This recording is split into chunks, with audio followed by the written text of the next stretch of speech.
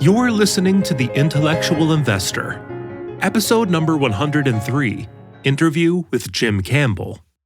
To learn more about Vitaly's investing firm, IMA, go to imausa.com. Interview with Jim Campbell.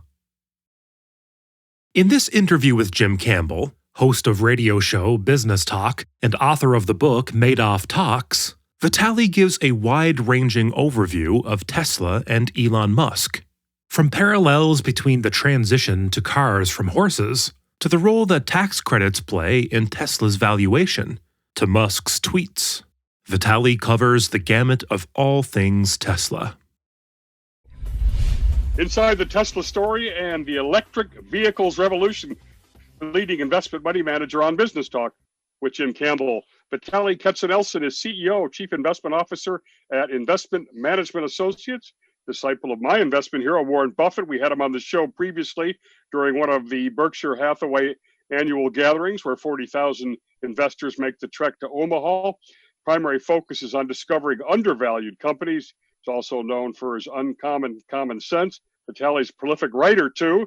He's author of Active Value Investing, Making Money in Range-Bound Markets, and the little book of Sideways Markets, How to Make Money in Markets That Go Nowhere. And this book, full of uncommon insight, available for free for only on Amazon, is Tesla, Elon Musk, and the EV Revolution. Welcome back, Vitaly. Jim, it's my pleasure. Let me just clarify something. That book used to be free. Now it's cost the whole like $4.99. However, your listeners can go to teslaanalysis.com. If they just put their email, we'll send it to them for free. So how's that? Very nice. And it's available on Amazon, as you said, for just $4.99. Yeah. All right. We're going to go under the hood of on the value of Tesla and the story there. And I read this book, and it's one of the best exposés I've seen on this. And I finally got an understanding of sort of the EV value added and some of Tesla's value added that people may not know. First of all, they've reported 5 quarters of profits. We'll start in finance just because that's your expertise. They've never shown a full year profit in history. To me, there was a bit of fake news in there reading your analysis. There's regulatory emissions credits of $1.3 billion over the last 4 quarters. That's at 100% margin. You back that out. They've had operating losses of $744 million. They have an 800 times multiple right now on trailing P&E. What's fake news, and have they turned the corner profit-wise? Your assessment. As to answer this question, we really have to step back a little bit. Okay. You can't analyze company like Tesla and just to look at what they made last quarter, annualize it, and say, oh, they're trading 800 times earnings. Just to give a context, I'm hated equally by bulls and bears of Tesla, and there are plenty of those. But because I'm trying to be just objective, and I'm just trying to analyze. And when I wrote the book, the very first it starts that I'm quoting Fitzgerald, where I basically say that where he said, and I forget the quote, but something along the lines that a great mind basically can hold 2 opposing views. And I think when you look at Tesla, you always have to kind of juggle this. You always have 2 opposing views. You have one hand, another hand. You're almost like an economist to some degree. Anyway, so my experience with Tesla started when I bought Model 3. This was a year and a half ago. And I was completely blown away by the car. This is coming from a guy who really cares very little about cars in general. But that car itself is so absolutely incredible. The experience of owning the car. And the interesting part, usually when you buy a car, you buy an iPhone, you have this first hedonic shock. You kind of, you receive this enjoyment, kind of this dose of enjoyment, and then there is a steep drop off. I owned the car for a year and a half, and I still enjoy driving it a year and a half later. And there are many reasons for that. Number one, the electric motor is so much better than the engine than you have in a normal car. And this is something, it's almost like trying to describe a rainbow to a blind man. But there is no delay between when you push the pedal and when the car goes. You realize the delay is a really big deal. Then also, I cannot tell you how much I don't miss gas stations. I have a charger in my garage. I come home, I plug it in, I'm done. So that process is very easy. I never have to service the car. The car, that car has a few dozen moving parts. When you're a traditional kind of internal combustion engine, and I would just call those cars ICE cars, they have thousands and thousands of parts that, and therefore the more parts you have, the more likely they're going to break. And so when I bought the car and I started driving it, I realized electric cars are the future. I didn't say Tesla is the future. I said electric cars are the future. Kind of the key point of the book is this. If Tesla goes bankrupt tomorrow and Elon Musk and Tesla have contributed so much, their mark on history has been made because they basically created the wave, the tsunami that's unlikely to be stopped. And I think when we talk about the car, another thing I like about the car is that every couple of weeks, the car gets this automatic update and suddenly new features show up. So you have that experience. That's what basically kind of got me into thinking and analyzing Tesla a lot more. And I spent hundreds of hours doing research on this. And what I realized that it's one mistake people make. They compare Tesla to General Motors and to other companies like General Motors. And I would argue that if this was just another form factor, then that comparison would be fine. But electric cars are fundamentally different from internal combustion engine cars. Okay, and therefore you're comparing a product in one domain to products in a very different domain. It's like, well, you would not want to be comparing cars to horses, right? Or to horse carriages, right? Well, it's kind of like what you do in a little bit when you're comparing electric car to internal combustion engine car, because yes, from the outside, they look very different. But the insides of the car, the insides are so different. I'll give you an example. If you look at Tesla, it's a transmission looks like a skateboard.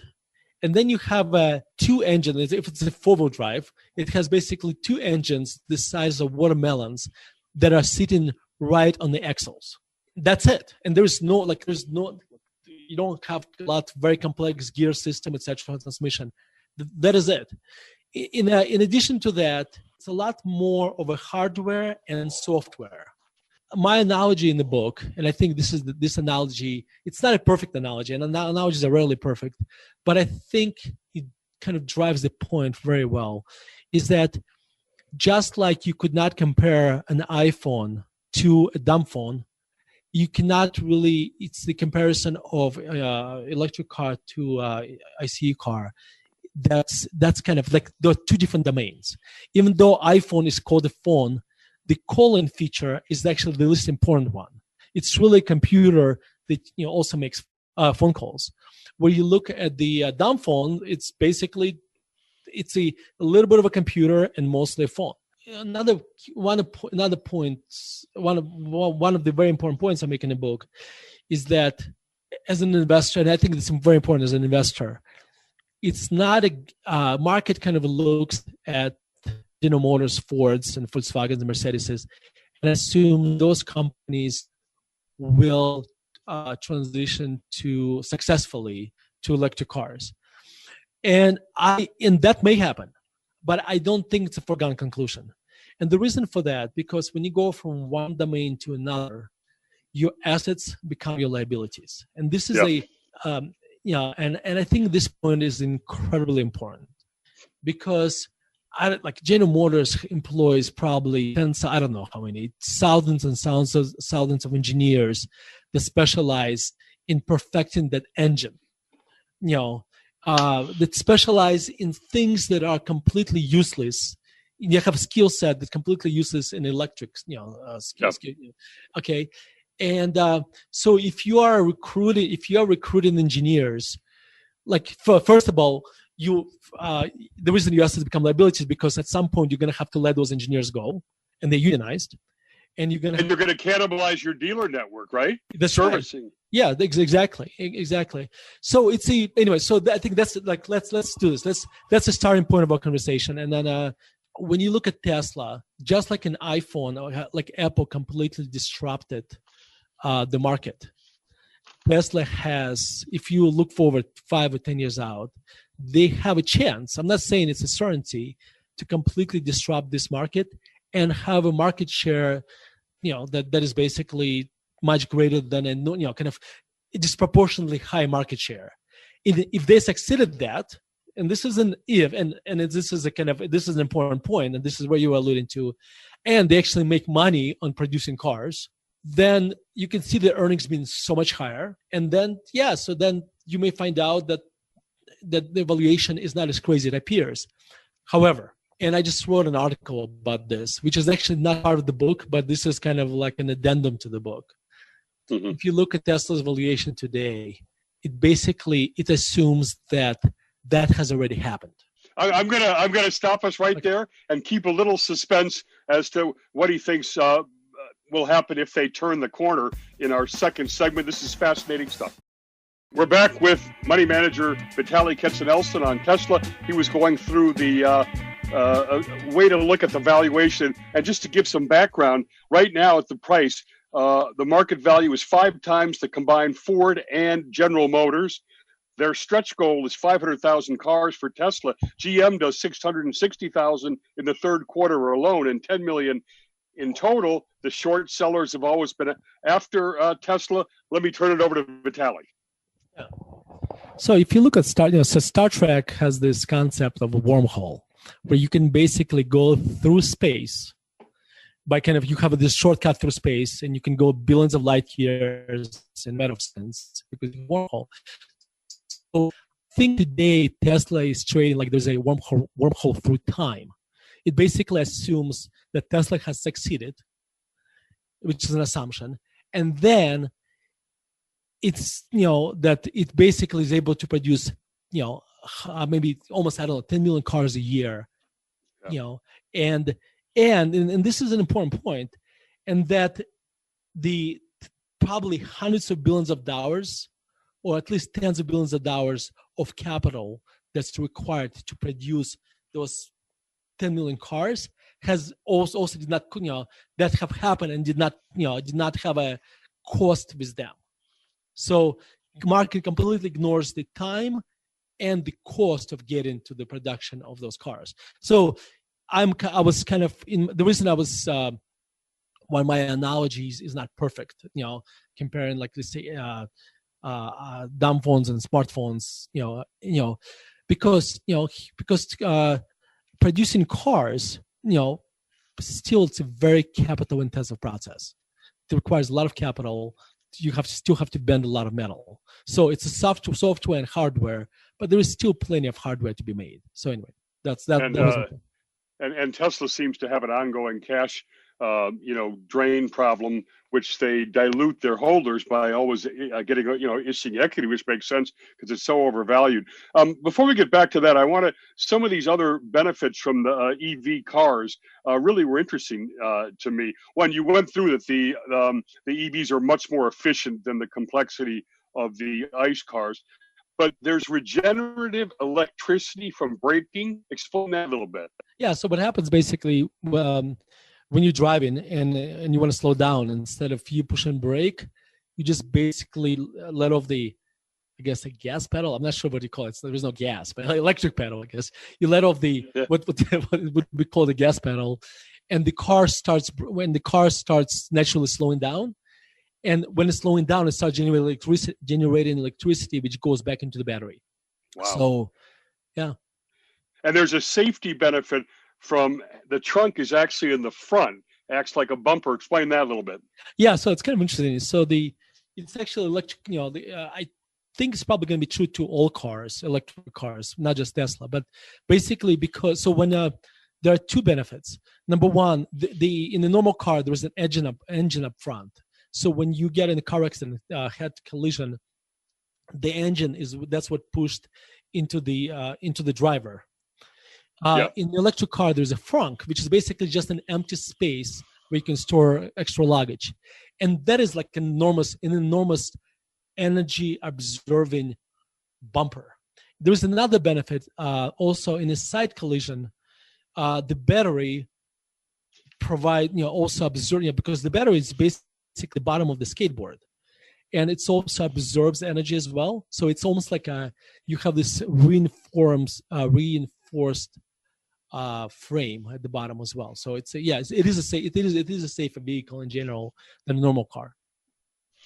The dependency on batteries, right?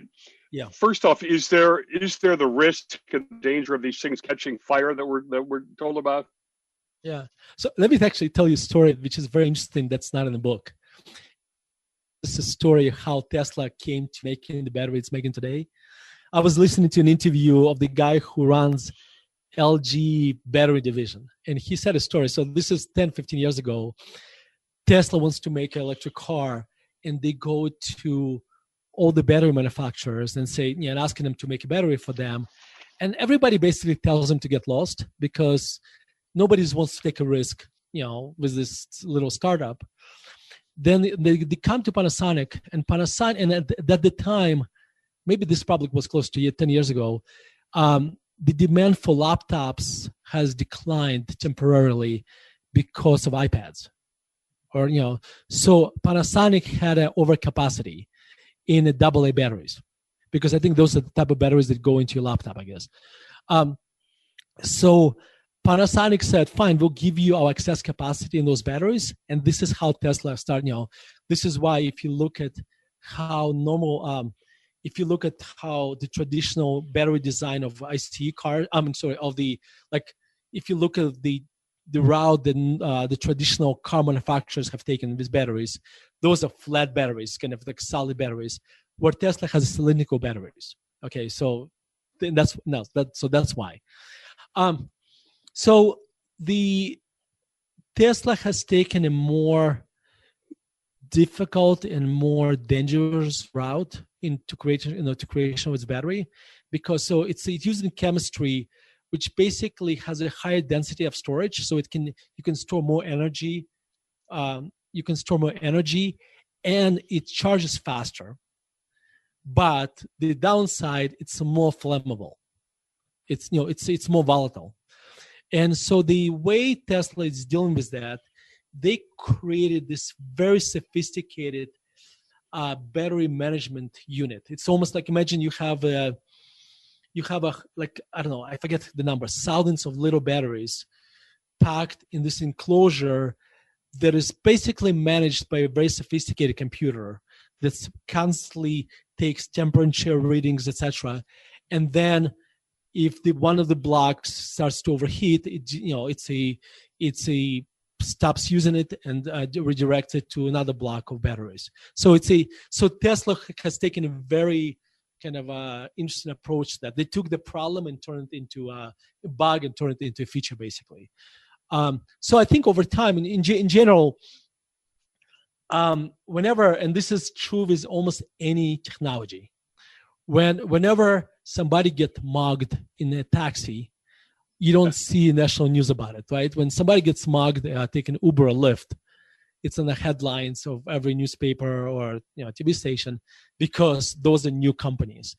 A friend of mine's Lexus was, 5 or 7 year old Lexus, just caught fire, just sitting in the parking lot. You did not see this in national news because Lexus unfortunately does not make news anymore. But whenever you see Tesla catching fire in Russia, there was a true story. It was sitting in the parking lot in Russia and it caught fire. It was in every single local news, right? So my point is, those cars in general, are they perfect? No, but are they less safe than ICE cars? Well, let me just think about it. Would you rather have a battery? Would you rather ride on a battery or on a tank of gasoline that's highly combustible? So in general, there are not any, they probably would argue probably more safe. I looked in the book, I go through the numbers, and the numbers show that statistically they're more safe than, from their perspective, than ICE cars. All right, we'll be back with our third segment, and Vitaly talks about an interesting gold rush we'll talk about coming up.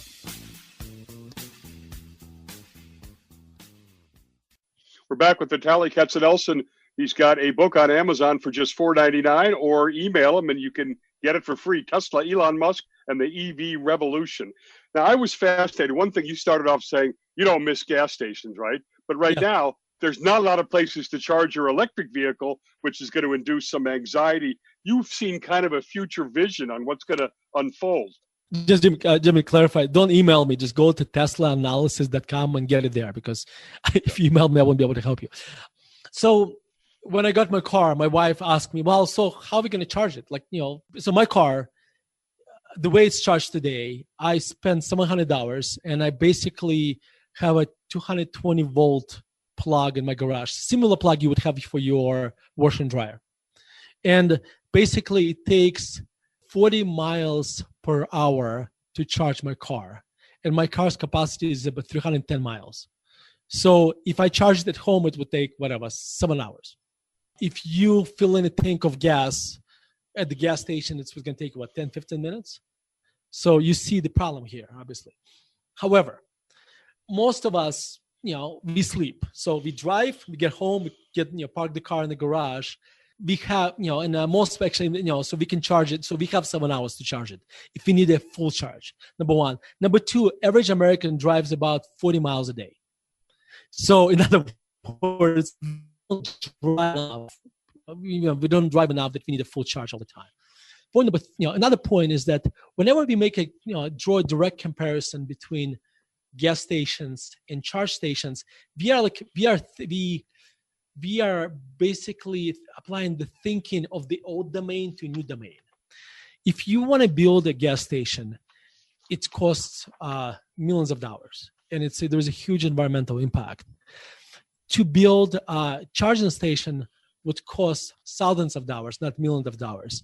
And I think, and if referring to the gold rush, I think groceries, we get to the point where grocery stores and building parking lots will be filled with this kind of almost like ATM machines. You drive up, you put it in, and while you're in the store, it charges.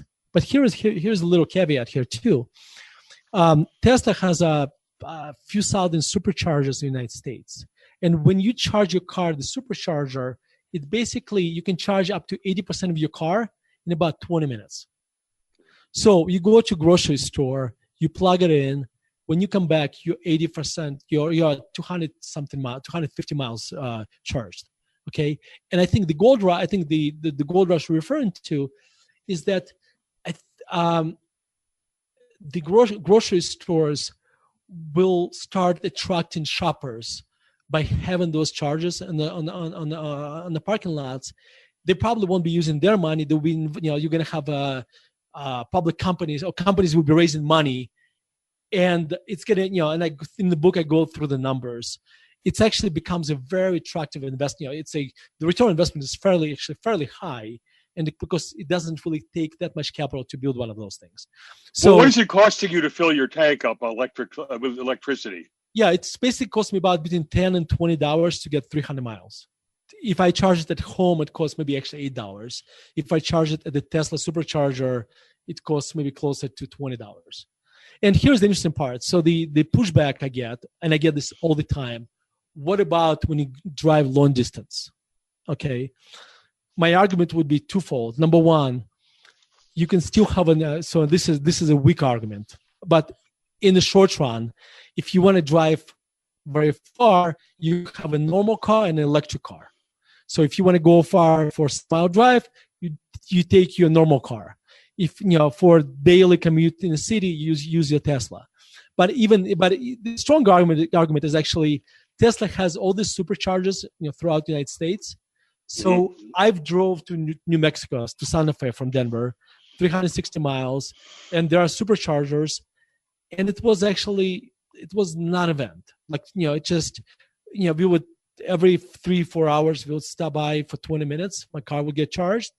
We take a break and keep going. So it was really, it's a little bit more stressful today than it's going to be 3-5 years from now. And I think this is kind of the point I want to stress too. When the first iPhone came out, I remember a lot of people who were saying, but look, it doesn't do this. look, it doesn't do this. Like you couldn't do copy and paste. You could not talk on the phone and at the same time use the phone or whatever. Right. Yeah, it was not perfect. But here's the thing. It was good enough, to start the change. And guess what? The phone you look now and the phone that was 10 years ago, you look at if you look at the first phone, it's like it was, like you look at it's laughable, right? Yeah. But it's that little device from 10 years ago, 12 years ago that has transformed the global economy. Tesla today, you look at electric cars 10 years from now, you look at our infrastructure 10 years from now, guess what? The capitalism will win. At some point, we're going to have those charging stations everywhere. And, 65% of Americans own a home. So they're going to have a charging station in their garage. And it only costs like, $500 to $700 to put one there. Let's look at Tesla. Do you see competitive moats that they have? And one that I thought was interesting was this data algorithms. They've got 1 billion miles of data already in their tank that they can use for algorithms. Talk about if there's a moat, and of course, batteries is part of that too. Yeah, so the Tesla does not own full technology on the battery, but they own a lot of it. So that's one of the modes. Full self-driving, I think, will become a mode in the long run because Tesla keeps collecting all this data. And if you think about self-driving, what makes it difficult is that you can get it to work almost all the time. The only problem is that almost is very dangerous. The time when you don't get it right, you kill either the driver or the pedestrians, etc. So that's that almost is not like has to be incredibly small number. And to get there, you need a lot of data. You need to go through a lot of instances, process a lot of data, and Tesla has that advantage. One point I want to stress here, though, is that full self-driving, even though Tesla will be telling you it's a months away or years away, I would argue we are 5 or 10 years out from a full self-driving. Aside from the fact that it's going to take a long time to get to the safety numbers regulators will be comfortable with, you also need a legal framework for that, because when you run over somebody, who's responsible? Is it you or it's the car company? I mean, we don't have a legal framework for that either. So that's a very complicated question too. So let's begin to get into Elon Musk. Obviously, that's a big issue. One question before that actually is, and this is just from me, and I wonder, the software downloads are automatic and they add a lot of value all the time, just like they do to your phone. Is there a risk of hacking? And we have cars on the road now. Well, I think obviously there is whenever there is software, there is a risk of hacking, right? The risk of hacking is zero if there's no software. I would argue Tesla is probably aware of that risk, and so risk is there. How big it is, I have no idea. I'm sure they're quite aware of that. They how dangerous that is, and so I hopefully they thought of that. I have this horrible vision that there's 1 million cars on some California highway, and there's some 400-pound Russian guy in his basement, and he stops all the traffic or something. Oh, I'm sure we're gonna have some sci-fi thrillers made on the topic. Yeah, sure. Okay, so we'll talk about Elon in the next segment, but in the remaining segment here, you got him. He's got involved with SpaceX, robo-taxis, underground highways, batteries, Neuralink, Solar City. Is he too thin? What the heck? How can a human being run all this? Yeah, no, I think that's a good question. And he's a very polarizing figure. It's a kind of, the short sellers think he is a snake oil salesman, and the bulls feel like he is the kind of the technology Jesus kind of thing. I don't know. I think it's kind of interesting. I think when you approach Tesla, you have to think in nuances. Nothing is black and white. This is kind of the Fitzgerald quote was addressing that, and I think he is just like Steve Jobs was was a polarizing figure. When he especially in the beginning of his career. I think Elon Musk is very similar in that regard. He makes a lot of times he sets incredibly ambitious goals. Just think about what he has done. Just think about SpaceX, right? He's basically was able to do what nobody has done before. Like you basically have a private company go into space, right? No, I Yeah. never had. So you need to have set incredibly ambitious goals. A lot of times, these goals are so ambitious that even if you achieve 2/3 of them or half, and you do it, it's going to take you, twice as long. That's still a victory. And the problem is when you run a public company and you set these very ambitious goals, and you achieve them 3 years late, and you don't achieve them 100%. It's kind of the public shareholders struggle with that. All right, we've got our final national segment coming up. We'll do a little bit more on Elon Musk. This is fascinating stuff with Vitaly. We're back with CEO and Chief Investment Officer at IMA, Vitaly Atsenelson. You talked about this a little bit, and you're talking about Fitzgerald having to hold contradictory visions. Where do you see the borderline between visionary and a con man with Elon? One thing you have to understand that people are flawed, and they're flawed in the sense that, so if you think about Tesla, it is a somewhat, and it's a lot less so now, but it was, when I wrote the book, a path-dependent company. And let me explain what I mean. The company was losing a lot of money for a long period of time. It never made money until recently, and as you pointed out, a lot of that profitability, even today, comes from them selling environmental credits. So company constantly bleeding money. It's a capital-intensive business, so they constantly require new capital. So the reason it's path-dependent because it's almost a little bit like a pyramid scheme, kind of. Okay, I got to be careful here. But basically, for them to succeed, they constantly need new capital, so they need to raise money. How do you raise money? You really have two options for the most part. You can raise debt, which at some point will bring you down because if you have too much of it, or you can raise equity. And here, this is where it becomes very important. The more expensive your stock is, the cheaper that equity is. So in other words, okay, and so therefore, Elon Musk's job, to some degree, is basically paint these incredible dreams and turn shareholders into these believers. And this is where it becomes self-fulfilling prophecy to some degree. If he has access to money, he can actually build the dream. Okay, so if he can keep issuing that equity, then guess what? He'll build those factories, he gets to scale, and Tesla becomes profitable. And guess what? He did not really lie to you. Okay, however, if somewhere in the middle of the story, people will say this emperor has no clothes, suddenly the stock price collapses, and when he issues new equity, he dilutes shareholders tremendously. And then suddenly, it falls apart. This is why it's a path dependent. So to some degree, its success depends on factors that are outside of his control. And let me just make this point, and I think this is a very, very important point. The company today is benefiting tremendously from its high stock price, because now Tesla is able to issue billions of dollars of stock without diluting the shareholders, which is a very kind of, there is some circular reference inside of this argument. So the more expensive the stock price, the less likely the company will go out of business, and the more likely it will actually achieve its goals. Interesting. Let me ask you this. He was going to take the company private for $420. Yeah. And was that, first of all, was that a basic fraud to basically kill the shorts? And also, he buys Solar City loaded with debt. And that seems to me a conflict of interest, buries it inside of Tesla. Yeah, so I think so. Like now I give you the context to the story, right? So he's trying to have this image of Iron Man, right? He's the Iron Man who can do anything.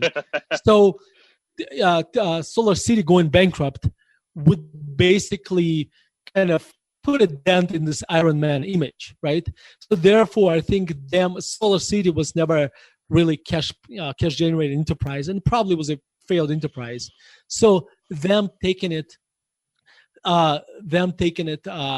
private, or Tesla buying it, has basically bailed out shareholders of Solar City and so Elon Musk. But let me ask a question: did it actually benefit Tesla shareholders at the end? Because you think about it, and this is a very complex argument, but if SolarCity went bankrupt, the Tesla stock price collapsed, and then Tesla would have to issue very expensive shares. Mm-hmm. Would it actually benefit Tesla shareholders or not? So this is so I would argue that what he did bail out SolarCity and himself at the same time, because he was probably one of the largest shareholders. Right. Yeah. And a 422 tweet, I think part of it was to squeeze out short sellers. I mean, I think he was extremely annoyed with short sellers, and that's so you put the legality and morality of that behavior. Right. I'll leave it. Just again, this is not a perfect. This is not the Iron Man from Marvel comic book. This is a real human being who is working 18-20 hours a day, who is extremely exhausted, and guess what? So that behavior that is illegal and immoral. It is what it is. All right, let's finish off with, first off, would you buy this stock because it doesn't seem to fit your own vision? And two, is the ICE internal combustion engine car going the horse and buggy whip way? Dying. I think I would not buy it at today's price because the future is fully priced in. I think there may be time when I would buy the company. It's when the valuation would be different, and the price would be different, and I would be more comfortable with that. But I'll be honest, if the price was a lot cheaper, I may have bought it today. So that's I'm not 100% certain about this, but chance of that would be much higher, that I would have bought it at a very different price, because I think chances of them going bankrupt are very, very small now. That's point number one.